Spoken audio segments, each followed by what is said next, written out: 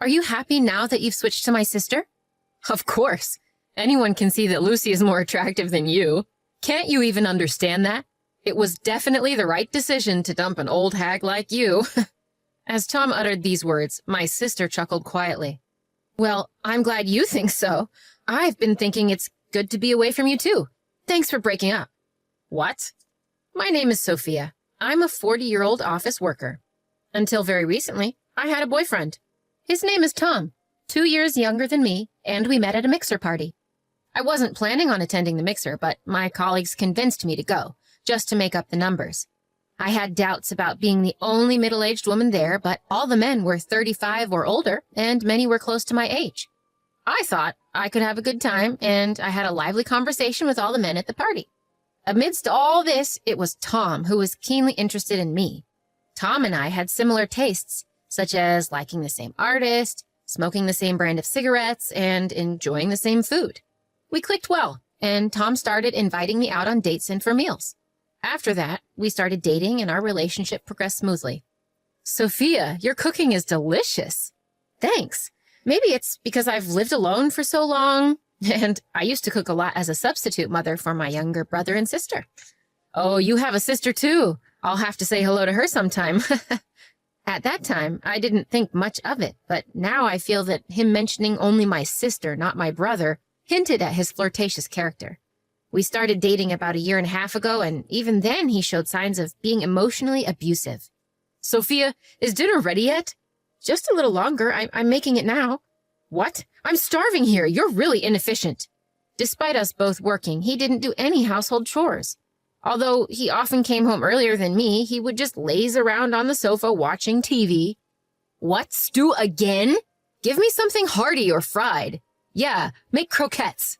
Well, if I start making croquettes now, dinner will be very late. Huh? It's easy to make those things. You're really bad at this. Just go to the grocery store and buy some. Tom would boss me around and give orders like this. He also mocked my appearance. You're really ugly. Whenever he saw a beautiful female celebrity on TV, he would compare them to me and hurl abusive words. He would also call me an old hag, which was quite ironic coming from him, who was only 2 years younger. Whenever he got irritated or things didn't go his way, he would insult me to keep his mood up. However, he was very gentle at other times, saying things like, I love you, Sophia, or I feel calm when I'm with you. So I thought that the occasional insults were just a sign of him showing his true feelings because he loved me. Looking back now, it was a shockingly foolish interpretation. I came to realize the old saying, love is blind, is indeed true. After we had been dating for about 1 year, he started coming home late. I have to work overtime today, so I don't need dinner.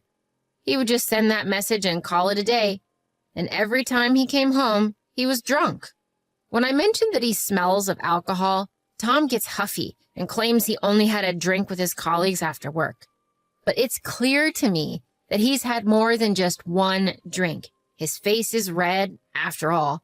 But if I push him any further, he'll yell back tenfold, so I don't have any choice but to stay quiet. However, I couldn't help but sigh when I found business cards from strip clubs and brothels in his suit pocket. Well, if he's stressed out from work, I guess he needs some sort of outlet. But even though he's dating me, he still does these things. He's called me an old hag and an ugly duckling before, but I believed he still loved me as a woman. However, these days, he hasn't been doing that sort of thing.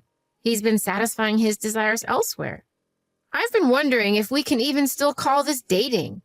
But amidst all this, Tom did something surprising. Today, it's on me. Let's go get some sushi. Huh?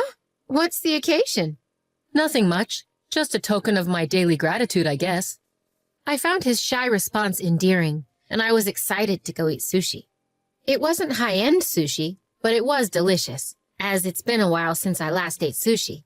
When we got home from enjoying our sushi, Tom said, I've got some special beer at home for us to enjoy tonight. Oh, thank you. I was surprised since he hadn't done anything like this in a while. It wasn't a special day or either of our birthdays, so I couldn't help but wonder if there was a catch. Then, Tom bashfully dropped a bombshell. Well, I haven't prepared a ring yet, But how about getting married? Huh? It was an unexpected proposal. I was so taken aback that I couldn't respond immediately. As I sat there wide-eyed and stunned, Tom asked me, "Is it no good?" I was honest about how I felt. "I'm sorry. It was so sudden. I'm shocked." I see. I was happy, but I had to voice my concerns. I'm thrilled you proposed, but you've said so many cruel things to me, right?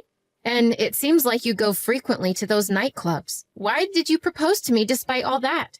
When I asked, Tom responded while looking me in the eyes. "I guess it's because if I'm going to get married, I want it to be with you, Sophia. I've said terrible things to you, and I'm truly sorry. I've taken your kindness for granted. I promise I won't say anything to hurt you anymore. So I want you to marry me." Being told that so directly, I couldn't help but be swayed. I accepted his proposal right then.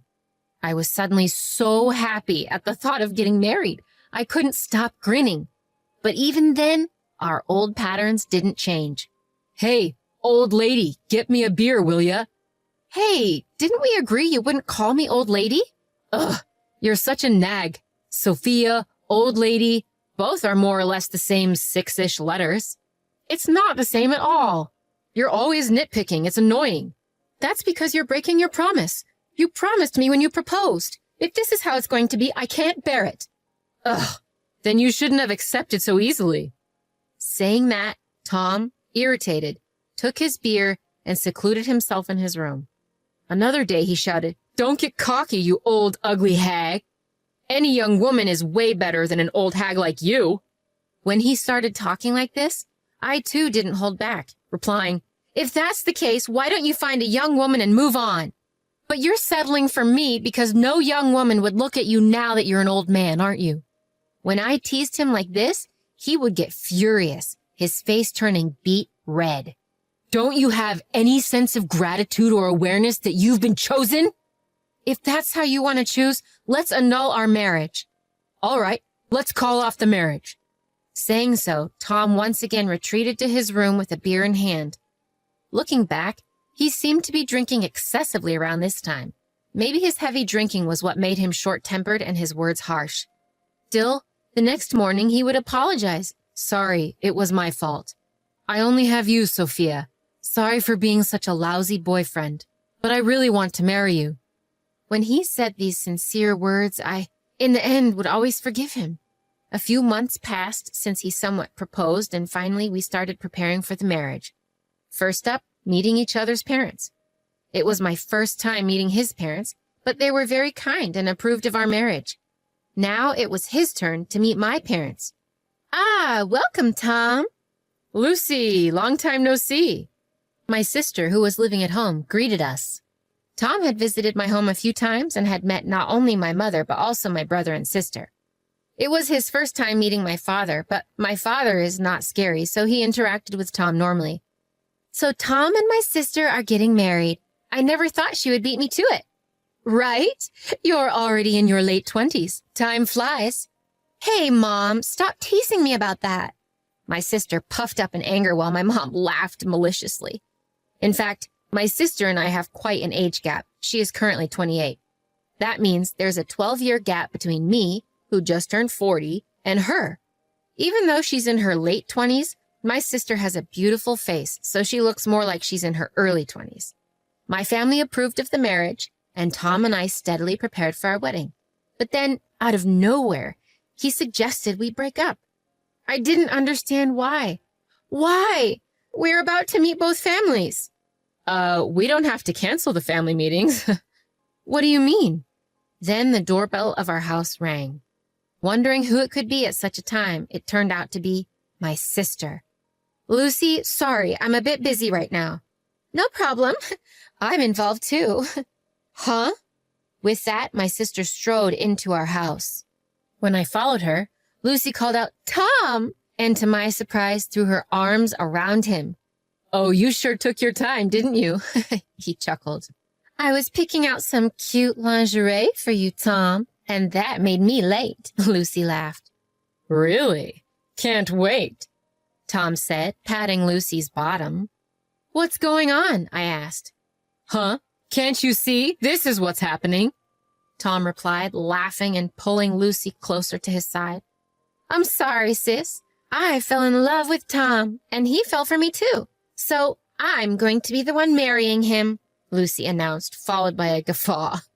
Unbelievably, just before our wedding, Tom switched from me to Lucy, as if she had just proposed to him. I felt like I was about to faint from shock. We'll be moving to our new home now, Tom said, heading into his room and coming out almost immediately. It appeared that he had already packed his belongings. You'll be alone again, sis, but you're already 40, so isn't it fine to stay single? Lucy taunted with a malicious laugh. Even after they had left, I stood there in a daze for quite some time. What was the time I had spent with Tom all about? Upon reflection, he was a worthless scumbag, but he must have had some charm, too. The loss of him brought me intense grief. I cried for a while. It wasn't until I reached out to a friend and talked to my younger brother on the phone that I began to feel a bit calmer. As I calmed down, I was able to think more clearly. As my mind cleared, I felt pure anger rising towards Tom and Lucy. I wanted to pay them back, to make them regret Tom breaking up with me. With that in mind, I decided on a plan for revenge. When I told my brother about it, he agreed to help me. A few days later, the day came for the two families to meet. Apparently, Tom had not yet informed his parents, as they greeted me with, "Thank you for marrying Tom." My parents, too, seemed to be in the dark, greeting the other couple as Sophia's parents. Then Lucy dropped the bombshell. Actually, I'm the one marrying Tom. Both sets of parents were thrown into confusion, questioning Tom and Lucy, then turning their questioning to me. Tom and I broke up recently. He seems to have taken up with Lucy, I said. While both sets of parents were angry, I calmed them down, saying I was no longer angry and that they should accept the marriage. The meeting ended on an awkward note. And soon after, Tom and Lucy announced they were getting married. They seemed grateful that I had smoothed things over and invited me to the wedding. I attended the wedding not as the bride, but as a guest. As the ceremony approached and the room began to fill, I headed to the room where Tom and Lucy were waiting. When I entered the room, they were happily chatting. The place where Lucy sat should have been mine, but I no longer felt any envy. "Tom, Lucy, congratulations on your wedding," I said as I entered the room. They seemed surprised to see me, but quickly approached with smug smiles. "You really have some nerve, don't you? Any normal person wouldn't come to the meeting or the wedding after being dumped by their boyfriend for their sister." "You're definitely a bit off, aren't you?" Lucy added, grinning. I asked Tom with a gentle smile on my face, "Are you happy now that you've switched to my sister?" Then Tom burst into laughter and said, "Of course. Anyone would agree that Lucy is more attractive than you. Can't you see that? It was absolutely right to ditch an old hag like you." Hearing Tom's words, my sister Lucy giggled as well. "Good for you. I'm glad I'm free from you too. Thanks for breaking up with me." "What?" Tom seemed flustered, not expecting such a response from me. My proud sister, irritated by my composed statement, bit back. "Sophia, you must be envious. You're pretending to be strong, which is lame. You must be unbearably regretting that I took your boyfriend, right?" "Well, anyone who's happy about being cheated on is just a pervert and the minority. I was frustrated too, but when I thought about it calmly, I genuinely felt good about breaking up with such a terrible man." "What the hell is that supposed to mean?" "As you said, you've called me an old hag and have been overly dominating. If we were married, that would count as emotional abuse, and I could sue for damages, you know. Imagine how horrible a husband you'd become if you already acted this way while dating." My sister's face turned pale at my words. "Emotional abuse? Tom, is that true?" Tom hurriedly denied it. "Lucy, don't believe her. I'm a man who treats the woman I love with great care. That means I will take very good care of you." "Tom." Just when the two seemed to switch into lovey-dovey mode, I played a certain voice recording. Don't get cocky just because you're an old hag and ugly. Younger women are far better than old hags like you. I'm sorry I was wrong. There's only Sophia for me. I'm sorry for being such a lousy boyfriend, but I really want to marry Sophia. Lucy was stunned after hearing the recording. This is Tom's voice. These are some of the things he said while we were dating. He'd throw harsh words at me one day and ask for forgiveness with sweet words the next. This is his pattern. No way. It seemed that Tom hadn't anticipated I'd be prepared with such evidence, and he snapped at me in a state of panic. Hey, stop messing around, you old hag. You're just nasty. I'm glad I didn't marry you, ugly, old, and bad-tempered. What's the point of living? Just as Tom said this, the door of the green room banged open. In walked Tom's parents. Tom, that's enough. Stop embarrassing yourself in front of our relatives. What? What's going on? Your conversation has been broadcast throughout the entire house. Everyone heard. No way! Tom went pale all at once. No. Is this some kind of a joke? My words were... Every attendee heard it all today. I'm disappointed to hear you're such a pathetic man, Tom. I'm going to apologize to the guests right now. Get moving. Tom's father grabbed Tom by the scruff of the neck, and he was ushered out of the waiting room. Lucy collapsed onto her knees, looking completely stunned, and hung her head. Both Tom and Lucy had paid a heavy price this time. They found no sympathizers among relatives, colleagues, and friends, all of whom distanced themselves. Tom, who worked in a predominantly female environment, seemed to have been demoted due to the scandal. Lucy, on the other hand, was warned by her friends that they couldn't hang out with someone who would steal her sister's fiancé, that their own boyfriends or partners might be next. As a result, no one invited her out anymore. However, once she found out that Tom was abusive, she seemed to have completely lost interest in him, and they ended up breaking up. But since they had already submitted their marriage license, they became divorced almost instantly after having spent a fortune on the wedding. Lucy was cut off by her parents, brother, and me after the incident and is now reportedly forced to live a frugal life in a cheap apartment working as a freelancer. Now, the reason why our conversation was broadcast throughout the venue at the wedding was because of a favor from my brother. He owns a company that handles sound systems, not just for large-scale events and concerts, but also for most of the weddings in our area. The venue for Lucy and Tom's wedding was handled by my brother's company. So, he explained the situation to the staff beforehand and had them put a small pin microphone on me to broadcast our conversation to the venue. I didn't expect Tom to make such a spectacle of himself, but the plan was a complete success, and I had my revenge. Afterwards, I decided to throw myself into my work. I was promoted and was put in charge of a project where I ended up dating a man from a client company. He is the same age as me and is divorced, but it seems the reason was his wife's infidelity. He is very kind, doesn't change his attitude suddenly or make harsh remarks, and always speaks to me gently. We haven't talked about marriage yet, but I feel like I can be with him for a long time. But I'm not hung up on marriage anymore, so for now, I'm going to fully enjoy the time I spend with him.